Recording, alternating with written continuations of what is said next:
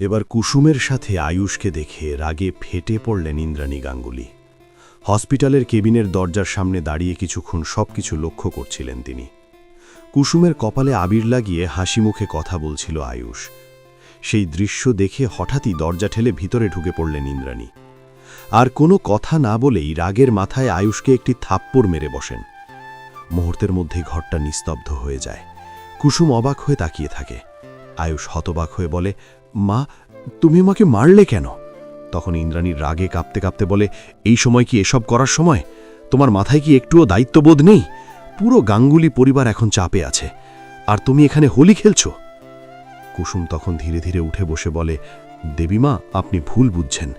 ছোট স্যার শুধু আমার মনটা ভালো করার চেষ্টা করছিল। ইন্দ্রাণী একটু থমকে যান। তারপর কুসুমের দিকে তাকিয়ে বলেন, আমি জানি আয়ুষ তোমার খেয়াল রাখে, কিন্তু এখন সময়টা খুব খারাপ কুসুম। কেউ আমাদের পরিবারের বিরুদ্ধে চক্রান্ত করছে। কুসুম তখন দৃঢ় কণ্ঠে বলে, দেবীমা, আমি জানি আপনি নির্দোষ। আমি সুস্থ হলেই আসল অপরাধীকে সবাইকে সামনে এনে দেব। এদিকে বাড়িতে বসে মেঘা ভীষণ অস্থির হয়ে উঠেছে। সে বারবার ফোন করছে দেবলীনাকে, কিন্তু ফোন বন্ধ। মেঘা বুঝতে পারছে কিছু একটা গণ্ডগোল হয়েছে। তখনই তার মাথায় আসে ভয়ঙ্কর একটা চিন্তা। দেবলীনা কি ধরা পড়ে গেছে? যদি ধরা পড়ে যায় তাহলে তো সব সত্যি বেরিয়ে আসবে। এই ভেবে তার কপালে ঘাম জমে যায়। সে নিজেকে সামলে নিয়ে ভাবে, না, আমাকে এখন শান্ত থাকতে হবে। কেউ যেন আমার উপর সন্দেহ না করে। অন্যদিকে থানায় বসে দেবলীনাকে জেরা করছে পুলিশ। ইন্দ্রাণী গাঙ্গুলি আর ঈশানও সেখানে উপস্থিত। পুলিশ বারবার জিজ্ঞেস করছে, তোমার সাথে আর কে ছিল? সত্যিটা বল।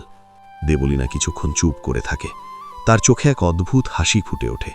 সে বলে, আমি একা কিছু করিনি, কিন্তু যার নাম বলবো তাকে ধরার সাহস আপনাদের আছে? সবাই অবাক হয়ে তাকায়।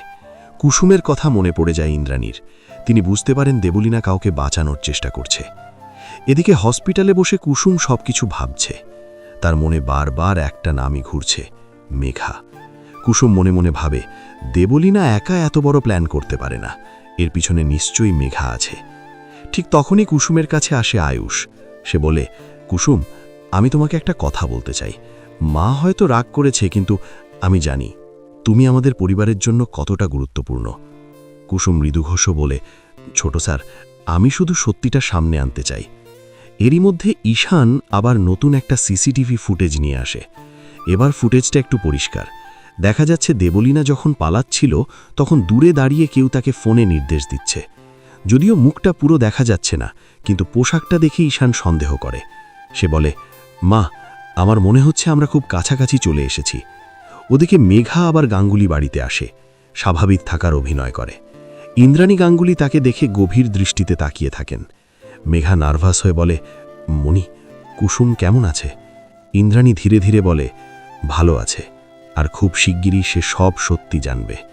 এই কথা শুনে মেঘার বুকের ধরফর বেড়ে যায়। সে বুঝতে পারে ইন্দ্রাণী কিছু একটা টের পেয়েছেন। রাতে হঠাৎ কুসুমের হসপিটাল কেবিনে একটি অচেনা নার্স ঢোকে। কুসুম প্রথমে কিছু বুঝতে পারে না, কিন্তু নার্সটি যখন তার ইঞ্জেকশন দিতে যায় তখন কুসুম লক্ষ্য করে তার হাত কাঁপছে। সন্দেহ হওয়ায় কুসুম জোরে চিৎকার করে ওঠে। সেই চিৎকার শুনে দৌড়ে আসে আয়ুষ এবং সিকিউরিটি। নার্সটি পালানোর চেষ্টা করে, কিন্তু ধরা পড়ে যায়। পরে জানা যায় তাকে টাকা দিয়ে পাঠিয়েছিল মেঘা। এই খবর শুনে পুরো গাঙ্গুলি পরিবার স্তম্ভিত হয়ে যায়।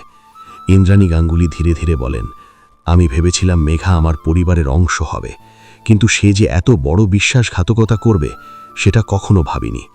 কুসুম তখন দৃঢ়ভাবে বলে, দেবীমা, এবার সময় এসেছে সব সত্যি সামনে আনার।